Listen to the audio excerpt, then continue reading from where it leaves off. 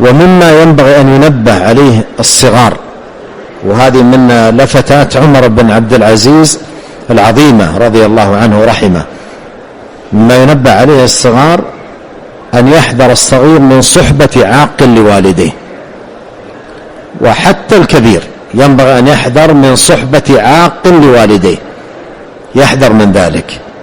انظر لهذه اللفتة العظيمة من عمر بن عبد العزيز رحمه الله، يقول: لا تصحبن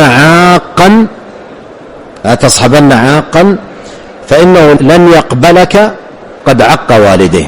يعني مهما قدمت له من إحسان لا تطمئن إليه، لن يقبلك. وهل ستقدم إليه إحسانا أعظم من إحسان أمه إليه؟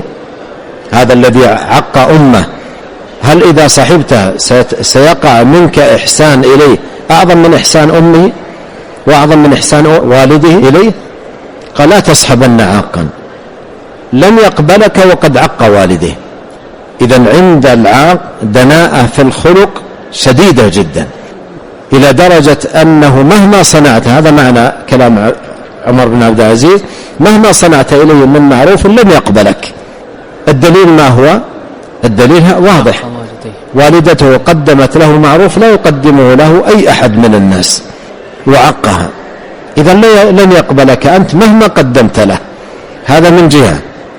ومن جهة أخرى لا تصحبن عاقا، لأن صحبته قد تؤثر في صاحبه، لو لم تؤثر إلا التسبب الذي جاء في الحديث التحذير منه.